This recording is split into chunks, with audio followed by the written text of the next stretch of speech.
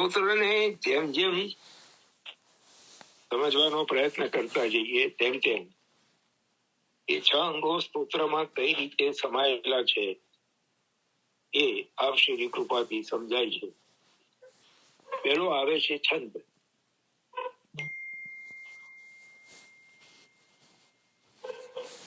આ સ્તોત્રનો છંદ છે ભુજંગ પ્રયાત. આ છંદનું બંધારણ એવું છે કે 12 માત્રાના 4 ચરણથી એક શ્લોક બને છે. વને ગોપિકા યુથમ આકારયંતમ 12 અક્ષર થયા. એવી જ રીતે બીજા 3 ચરણ પણ 12 અક્ષરના બને. તો 12 અક્ષર કેમ? એક ચરણમાં 12 અક્ષર હોય એવો છંદ કેમ? બીજા ઘણા બધા છંદ છે. અનુષ્ટુપ છંદ છે તો એમાં 8 અક્ષર છે, કોઈમાં 11 અક્ષર છે, કોઈમાં 16 અક્ષર છે. તો આ જ છંદ કેમ 12 અક્ષર હોય? દ્વાદશાંગો વૈ પુરુષ, એવા પૂર્ણ પુરુષોત્તમ શ્રી દ્વારકાધીશ પ્રભુની સ્તુતિ કરવા દ્વાદશ માત્રા યુક્ત ભુજંગ પ્રયાત છંદથી વધારે ઉપયુક્ત બીજો કયો છંદ હોઈ શકે? શ્રી દ્વારકાધીશ પ્રભુ પૂર્ણ પુરુષોત્તમ 12 અંગો વાળા એમની સ્તુતિ કરવા માટે 12 અક્ષર વાળો 12 માત્રા વાળો આ છંદ જ સૌથી વધુ ઉપયુક્ત હોય. શ્રી દ્વારકાધીશ પ્રભુ ચતુર્વ્યુહ વેષ્ટિત છે. પીઠિકાનો ભાવ પૂર્વમાં આપણે જોઈ ચૂક્યા છીએ. પીઠિકામાં જે સ્વરૂપો બિરાજે છે એ 4 વ્યૂહ સ્વરૂપ છે એવો એક ભાવ શ્રી આચાર્ય ચરણોએ દામોદરદાસજી સંભરવાલાને સમજાવ્યું છે. તો દ્વારકાધીશ પ્રભુ 4 વ્યૂહથી વેષ્ટિત છે. તો આપના શ્રી સ્વામિનીજી પણ 4 યુથેશ્વરીઓના ભાવથી ભાવિત છે. એ રહસ્યનો સંકેત જાણે પ્રત્યેક શ્લોકના 4 ચરણથી થઈ ગયો છે. પ્રત્યેક શ્લોકના 4 ચરણ એ પ્રભુ ચતુર્વ્યુહધારી છે, 4 વ્યૂહથી વીંટળાયેલા છે. અને સ્વામિનીજી પણ 4 યુથેશ્વરીઓના ભાવથી ભાવિત છે. એના તરફ સંકેત આ 4 ચરણના એક શ્લોકથી થઈ ગયો છે.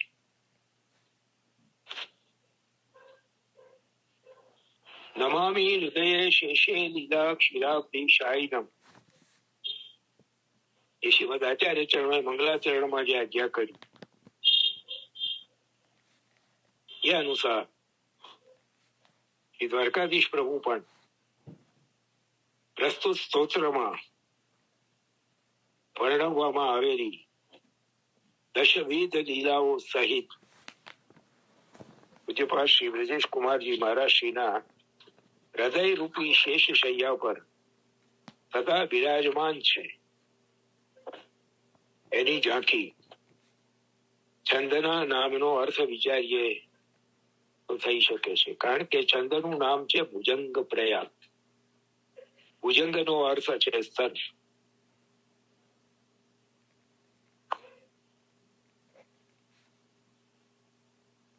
તો શેષ શૈયા, શેષજી સર્પના સ્વરૂપે શૈયા રૂપે બિરાજે છે.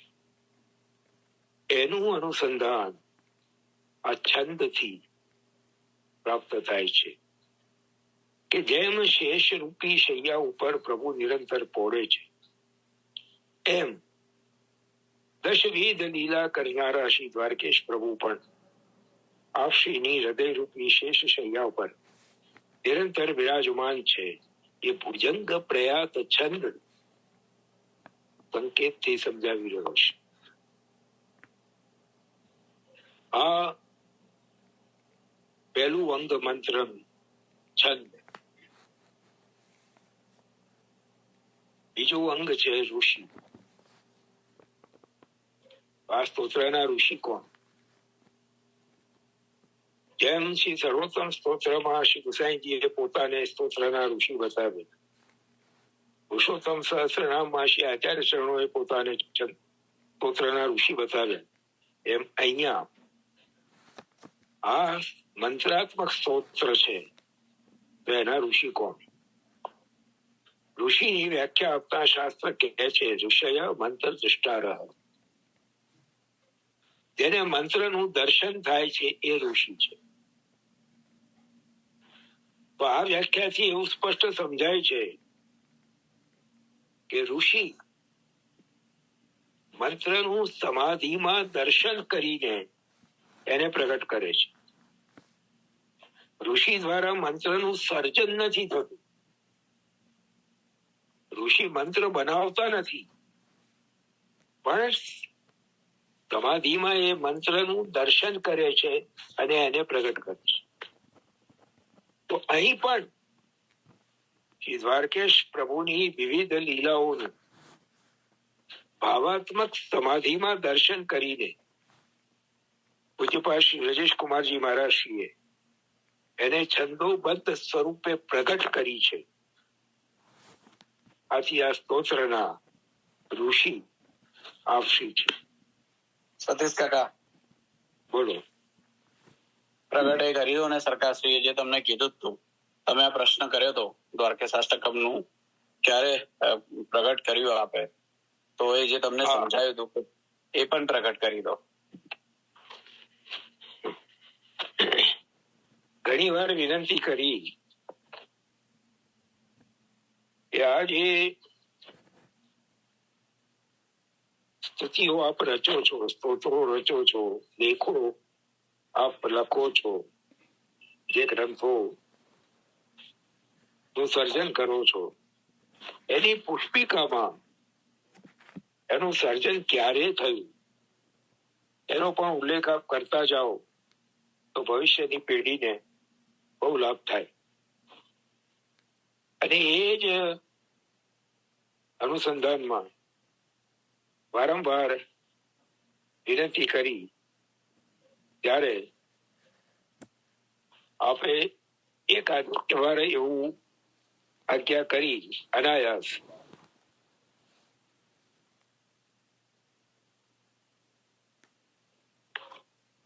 હોલી કી રાત થી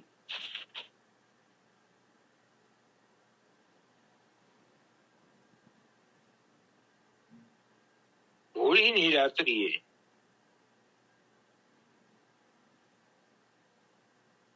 પલંગમાં પોળ્યા આ સ્તોત્રમાં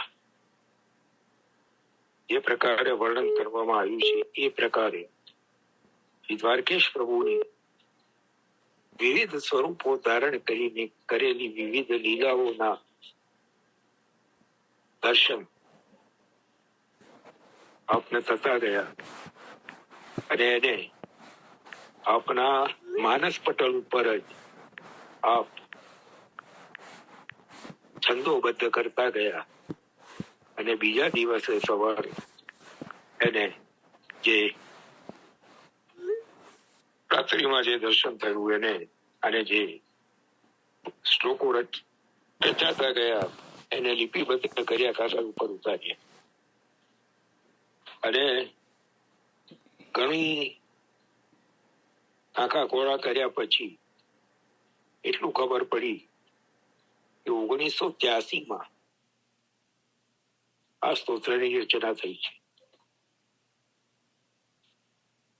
તો અહીં પણ શ્રી દ્વારકેશ પ્રભુની વિવિધ લીલાઓનું ભાવાત્મક સમાધિમાં દર્શન કરીને પૂજ્યપાદ શ્રી રજેશ કુમારજી મહારાજશ્રીએ એને છંદોબદ્ધ સ્વરૂપે પ્રગટ કરી છે.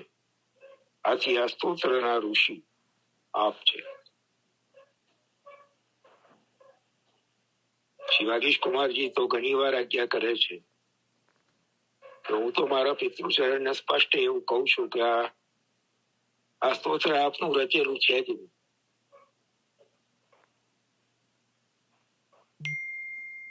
આપનું રચેલું નથી, આપ દ્વારા પ્રગટ થયું છે, આપની સમાધિ ભાષા છે.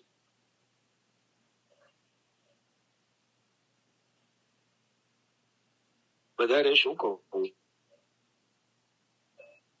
પ્રત્યેક શ્લોકના અંતે જે ધ્રુવ પંક્તિ છે, ભજે સ્વામીની વલ્લભમ દ્વારિકેશમ, 10 શ્લોકનું સ્તોત્ર છે અને 8 શ્લોકમાં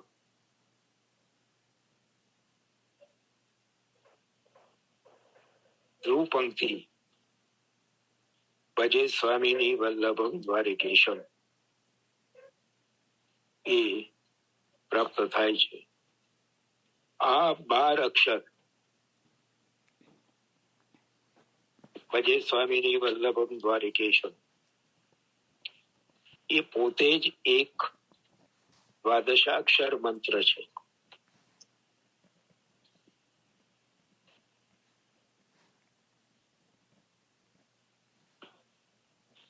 ચાલો, છંદ અને ઋષિ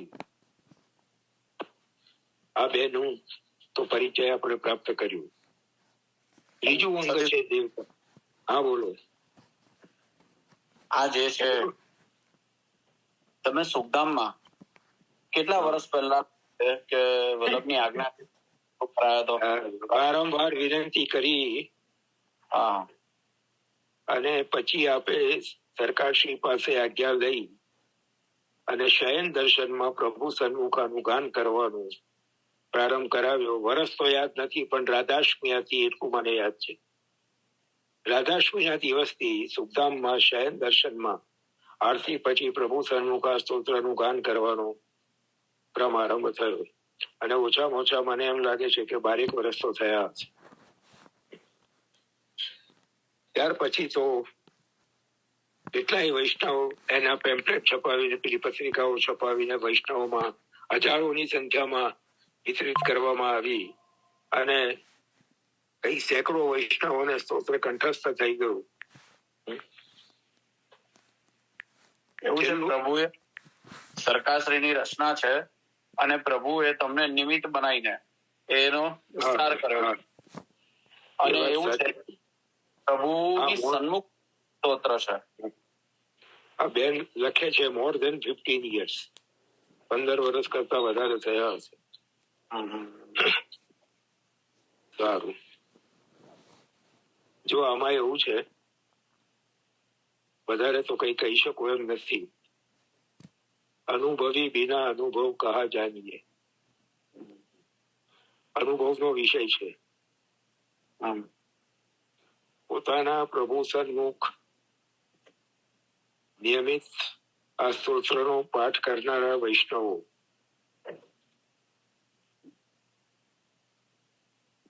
જે અનુભવતા હશે એ એમની પોતાની અંગત અનુભૂતિ છે. અને આ સ્તોત્રની જે મંત્રાત્મક સ્વરૂપ અને એના અંદર જે સામર્થ્ય છે,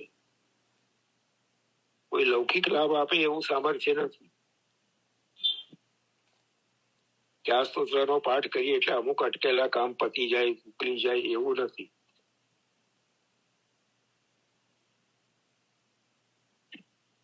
જ્યારે આપણે વિનિયોગ અને સિદ્ધિ છેલ્લા 2 અંગો ઉપર જઈશું ત્યારે એની ચર્ચા કરીશું. હવે ત્રીજું અંગ દેવતા, એવું પ્રધાન વૈષ્ણવાનામ પ્રધાન. બહુ મોટી વાત કહી દીધી છે આપણે. અલભ્ય ફળ છે. દેવતા પ્રત્યેક મંત્ર કે સ્તોત્રમાં જેની સ્તુતિ કરવામાં આવે છે એ દિવ્ય તત્વ તે સ્તોત્રના કે મંત્રના દેવતા છે. પ્રત્યેક સ્તોત્રના પ્રસ્તુત સ્તોત્રના પ્રત્યેક શ્લોકની ધ્રુવ પંક્તિ સ્પષ્ટ ઉદ્ઘોષ કરી રહી છે એ અનુસાર શ્રી સ્વામિનીજી સહિત શ્રી દ્વારકાધીશ પ્રભુ આ સ્તોત્રના દેવતા છે. સ્વામિની વલ્લભમ દ્વારકેશ. આ સ્વામિની વલ્લભ નામ પણ આપ દ્વારા પ્રગટ થયું છે. આ પૂર્વે કોઈ ગ્રંથમાં દ્વારકાધીશ પ્રભુનું સ્વામિની વલ્લભ નામ પ્રાપ્ત થતું નથી.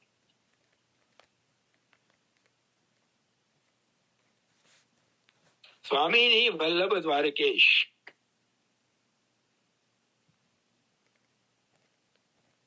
બે અર્થ થાય.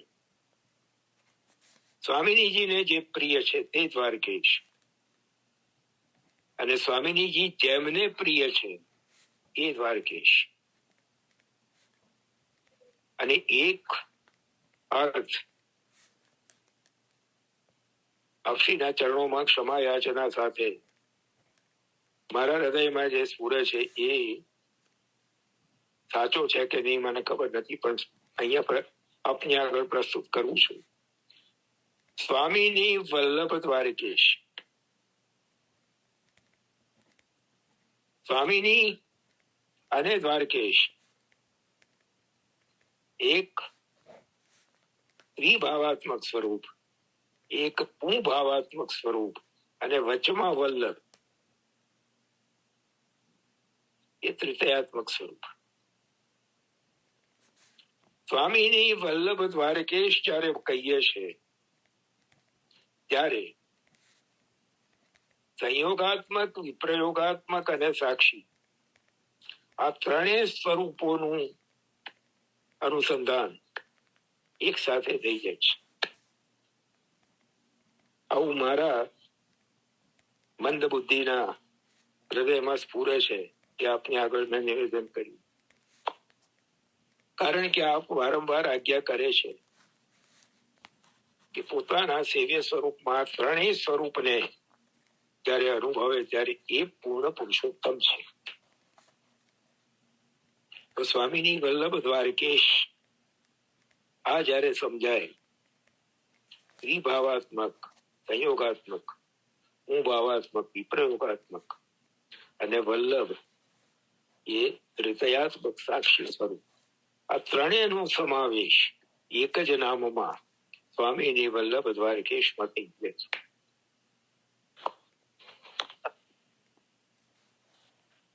સતીશ કાકા બોલો. જયારે પુષ્પ પધરાઈ આપે છે તારે પણ આ જ ભાવથી પધરાઈ આપે છે?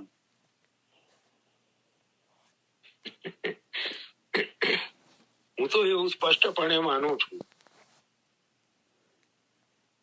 કે મારા માથે વિરાજતા મારા પ્રભુ ની પૂર્ણ પુરુષોત્તમત્વમાં કંઈક ન્યૂનતા છે એવું જો હું સમજુ છું, કે મારા માથે વિરાજતા મારા પ્રભુ જો પૂર્ણ પુરુષોત્તમ નથી એવું હું સમજુ છું, તો એનો સીધો અર્થ એ છે કે એ પ્રભુને પધરાવી આપનાર મારા ગુરુદેવના સામર્થ્યમાં હું શંકા કરું છું.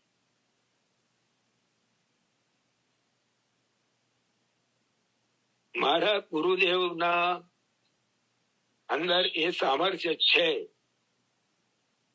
કે એ પોતાના ભીતર બિરાજતા પોતાના પ્રાણ શ્રેષ્ઠ, જેમ વાર્તામાં આવે છે એ મેરો સર્વસ્વ તો કો પધરાઈ દે રહ્યો,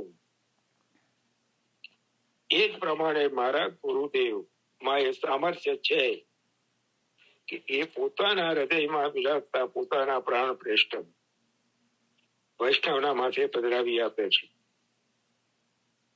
હવે બોલ વૈષ્ણવના કોર્ટમાં છે. વૈષ્ણવે સમજવાનું છે, દ્રઢ કરવાનું છે કે એ સામર્થ્યથી મારા ગુરુદેવે મને જે પધરાવી આપ્યા છે એ પૂર્ણ પુરુષોત્તમ છે. મારા પ્રભુના પૂર્ણ પુરુષોત્તમત્વમાં જો મને શંકા છે તો એનો સીધો અર્થ એ છે કે મારા ગુરુદેવના સામર્થ્યમાં મને શંકા છે.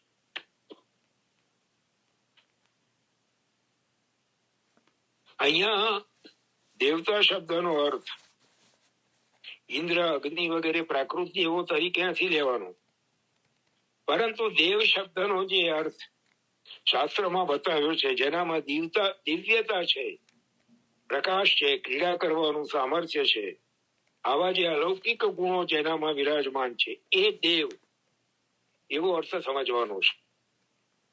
કારણ કે શ્રી દ્વારકાધીશ પ્રભુ અપ્રાકૃત નિખિલ ધર્મ રૂપ અમિતિ છે. સગળા અપ્રાકૃત અલૌકિક ધર્મો આપશીમાં વિરાજમાન છે. યમુનાષ્ટપદીમાં શ્રીમદ પ્રભુચરણ શ્રી ગુસાઈજી નમો દેવી યમુને એવું ઉચ્ચારી રહ્યા છે, તો ત્યાં પણ દેવી શબ્દ આ જ અર્થમાં વપરાયો છે. કોઈ પ્રાકૃત દેવી કે દેવ તરીકે એનો અર્થ નથી કરવા. તો આજે આપણે આ મંત્રાત્મક સ્તોત્રના 3 અંગોનું વિવરણ આપશ્રીની કૃપાથી જોયું. બાકીના 3 અંગોનું વિવરણ આવતા અઠવાડિયે જોઈશું. અને હવે એક ઈડોળાના દિવસો સમાપન તરફ જઈ રહ્યા છે, તો એના પહેલા ઈડોળાનું એક પદ, માઈ ઝૂલે હૈ કુંવરી ગોપરાયન કી, એ હૈદરાબાદના વૈષ્ણવ અમીબેન સુતરિયાએ મોકલ્યું છે. અને એનો બોલો. ભૂલી જવું પહેલા વિનંતી કરી દઉં તમને કે આવતા રવિવારે જે છે જન્માષ્ટમીનો લગભગ આગલો દિવસ છે. હા, તો આખા રવિવારનો ક્રમ જે છે કે જન્માષ્ટમી અને પલનાનો જો લેવાય નન્નોત્સવનો, તો વૈષ્ણવોને વધારે રુચિકર રહેશે અને ભાવ બીજે દિવસે અંગીકાર કરાવશે. પણ આમાં દીપેનભાઈ એવું છે કે ઉપસ્થિતિ એ દિવસે ઓછી રહે એવું મને લાગે છે. કારણ કે પેલો જન્માષ્ટમીનો આગલો દિવસ છે, વૈષ્ણવ સામગ્રીથી માંડીને સામગ્રી વગેરેમાં બની શકે છતાં કરીશું. ઓનલાઈન છે તો કેવું છે કે એક બાજુ સામગ્રી કરતા જાય ને એક બાજુ સત્તાનો ક્રમ ચાલતો હોય. કરીશું ચાલો. બરાબર. અને જો સમય મિલનબેન કે છે 1 day before સત્સંગ. હા, તો શનિવારે પણ કરી શકાય. વિચારી લેજો. જો શનિવારે અનુકૂળ આવે એવું હોય તો શનિવારે રાખીશું. અને એવું નહીં, વિચારીને સેટરડે લખે છે, વિચારીને બુધવારે જાહેરાત કરી દેજો. એટલે મેં એવું જ કહું છું કે એમાં ઘણી બધી વાર વૈષ્ણવો છે ને મેસેજ નથી જોતા. મને અનુભવ છે, અમુક લોકોના પછી ફોન આવે છે કે એ આવે છે કે વખતે સત્સંગ નતો રાખ્યો, એમને ખબર જ રૂટીન પ્રમાણે જોઈએ છે કે રવિવારે જ પેલી લિંક ઓપન કરતા હોય છે. બરાબર. પણ એટલા માટે જ કહું છું, બુધવારે આપણી ત્યાં શું છે કે અમુક વયોવૃદ્ધ વૈષ્ણવો પણ સત્સંગમાં જોડાય છે. હા, બરાબર છે. તો એ રૂટીન પ્રમાણે એમનું રૂટીન જળવાઈ ગયેલું હોય છે. ભલે તમે વિચારી લેજો, બુધવારે જે હોય એ જાહેરાત કરી દેજો, એટલે એકવાર એટલા વૈષ્ણવો સુધી તો પહોંચી જાય. તૈયારી કરવાનો પણ સમય મળી રહેશે. શું એટલે આ પણ કૌશલબેન ચાલો તમે બુધવારે તૈયારી કરીને નક્કી કરીને જાહેરાત કરી દેજો. અને આજે જો સમય મળે ને સતીશ કાકા, તો દૈનિકભાઈ બહુ સુંદર તમને એક શેષ મહેશ ધનેશ કીર્તન મોકલ્યું છે. મોકલ્યું છે. બહુ સુંદર છે. દસકાંજીનો છંદ છે. આ કીર્તન પછી જોઈએ એનો પણ ક્રમ લઈ લીધું. મારી ઝૂલ. હવે આ અમીબેને જે કીર્તન મોકલ્યું છે, ઈડોળાનું કીર્તન છે. અમીબેને તો કોઈ બીજા પુસ્તકમાંથી ઉતારીને મોકલ્યું છે, ફોટો પાડીને. પણ આ કીર્તન તૃતીય ગૃહની કીર્તન પ્રણાલીમાં ઈંડોળાના પ્રારંભના દિવસના ક્રમમાં સમાવેશ કરવામાં આવેલું કીર્તન છે. અને એની વિશેષતા એ છે કે આ કીર્તન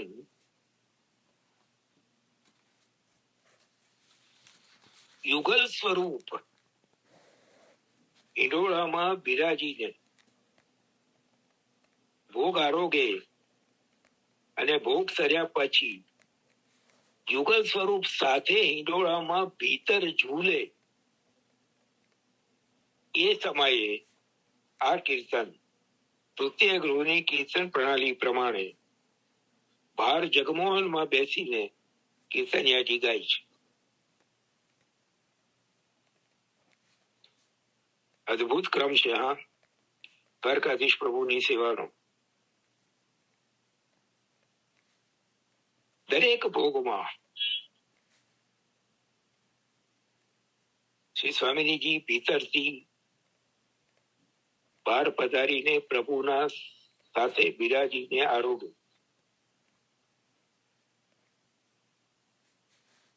ધૂળના ચારે ખેલમાં સાથે બિરાજીને ભોગ આરોગે, ઝૂલે ખેલે ને ભીતર પધારી જાય પછી દર્શન ખુલે.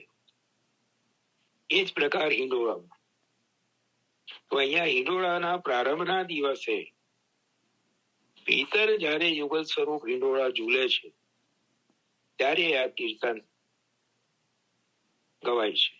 હવે કીર્તનના જે શબ્દો છે, એનો જે અર્થ છે, એને જો વિચારીએ તો આપોઆપ સમજાઈ જાય કે આ કીર્તન ભીતર ઝૂલે ત્યારે કેમ ગવાય.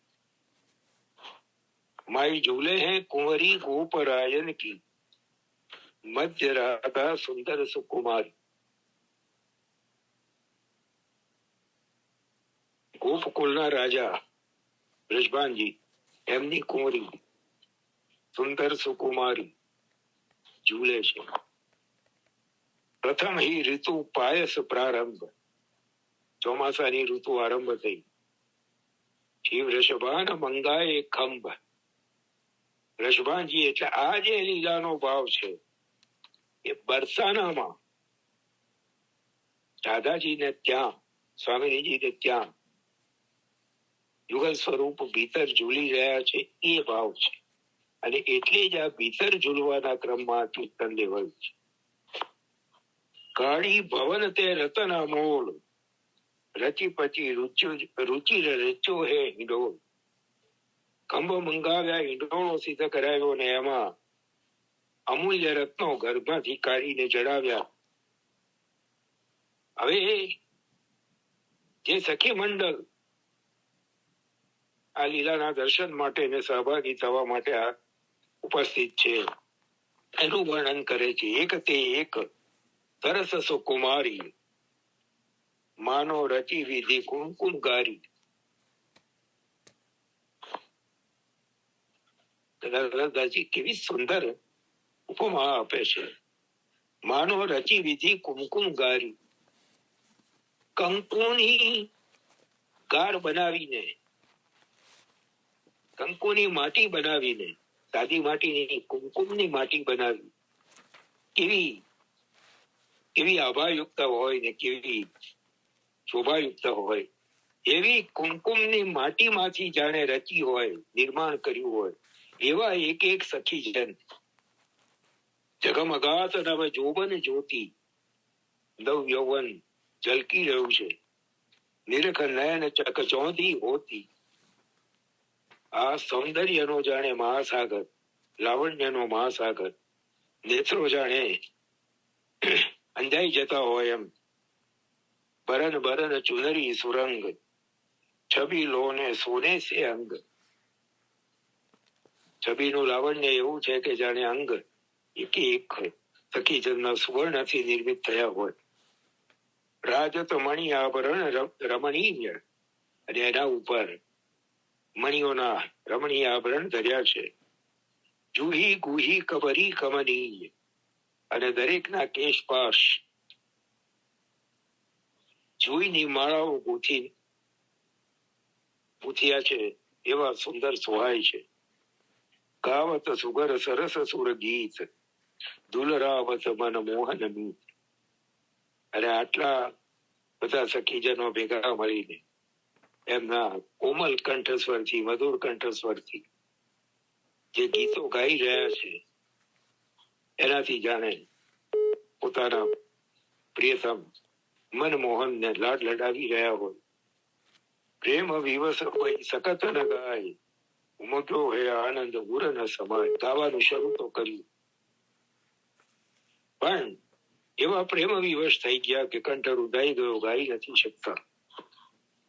ઉમગ્યો આનંદ ઉર ન સમાય, એવો આનંદ હૃદયમાં સમાતો નથી. જેમ વેણુ ગીતમાં ના શકન સ્મર વેગે ના, ત્રીજા ચોથા શ્લોકમાં વર્ણન કર્યું કે પ્રભુની દિવસની લીલાનું ગાન કરવાનું તો શરૂ કર્યું, પણ જે વેણુના સ્વરનું શ્રવણ થયું એનાથી પ્રભુ પ્રત્યેના પ્રેમનો એવો આવેગ આવ્યો કે એને કારણે કંઠ રૂધાઈ ગયા અને ગાઈ ના શક્યા. એવી જ પરિસ્થિતિ અહીંયા બતાવી.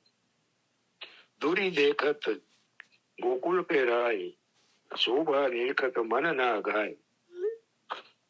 મુદિત ગદાધર નંદ કિશોર, લોચન ભયે ભરે કે ચોર.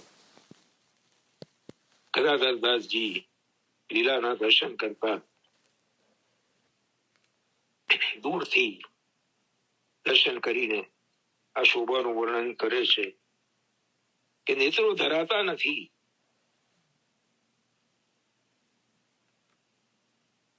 લોચન ભયે ભરે કે ચોર.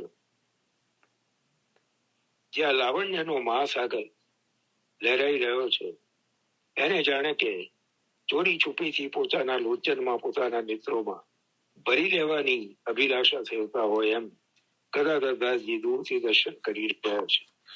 એટલે આ પ્રકાર આ હિંડોળાના પદનો ખાસ એનો જે વિશેષતા છે એ આ છે કે દ્વારકાધીશ પ્રભુ સ્વામિનીજી સહિત જયારે ભીતર ઝૂલે છે ત્યારે આ કીર્તન ગવાય છે. એટલે હવે જયારે એનો અર્થ સમજ્યા જુગલ સ્વરૂપની કૃપાથી, ત્યારે સમજાયું કે આ કીર્તન ભીતર ઝૂલે ત્યારે ગાવાનો ક્રમ શા માટે મોટાઓએ રાખ્યો છે. તો આ રીતે આપણે આ એક કીર્તનનો યથામતી અને યથાસંભવ ભાવ વિચાર્યો. સતીશ કાકા 6 મિનિટ બાકી છે. કેવું કરવું છે? લેવું છે? કેટલી મિનિટ બાકી છે? 6 મિનિટ છે. 10 ને 14 થઈ છે. હા, 10 ને 14 થઈ છે. 1 તારીખની પોસ્ટમાં રસખાનજીના ચિત્ર સાથે રસખાનજીનું આ છંદ મૂક્યો હતો.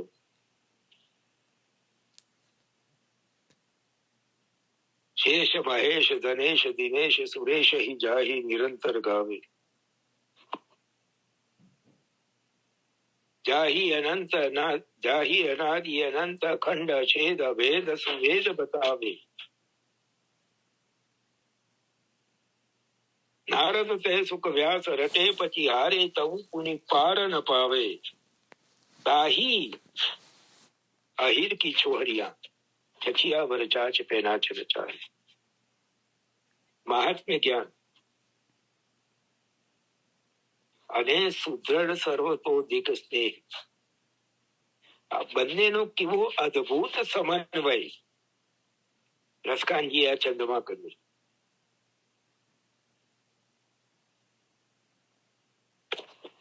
એવું જ અત્યારે બધાઈના દિવસોમાં દેખો અદભુત અવગતિ કી ગતિ કેસો રૂપ ધર્યો હે હો. સુરદાસજીનું પદ રાજભોગ આગામાં ગવાય છે આશાવરીમાં. એમાં પણ સુરદાસજીએ આવો જ અદભુત સમન્વય કર્યો છે. વધારે ચર્ચા નહીં કરવી, એક જ ટૂંક ઉદાહરણ રૂપે લઈએ. પહેલું મહાત્મ્ય જ્ઞાન અને પછી સુદ્રઢ સર્વથી અધિક સ્નેહ. જી ભુજાન પ્રહલાદ ઉબાર્યો, હિરણાકંસ ઉર ભારે. જે ભુજાઓથી પ્રહલાદને બચાવ્યો અને હિરણ્યકશિપુનું હૃદય ચીરી નાખ્યું, એ ભુજાઓને તે ભુજ પકર કહેત બ્રજ ગોપી, નાચો નેક પિયારે. ત્યાં હિરણ્યકશિપુની છાતી ચીરનારી ભુજા અને ક્યાં બ્રજમાં એક બાલક સ્વરૂપે ખેલી રહેલા પ્રભુની ભુજા, એ ભુજા પકડીને વ્રજના ગોપીજનો કહે છે, નાચો ને પિયારે. જરાક નાચી બતાવો. હા બોલો. વિરુદ્ધતા તો જો તમે બહુ સુંદર રીતે સમાધાન આપ્યું કે એ ભુજા તો જે ભુજા હતી તો સ્વામી લક્ષ્મીજી પણ ગભરાય છે અને બ્રહ્માજી તો થરથર કાપે છે પ્રભુની નજીક આવતા.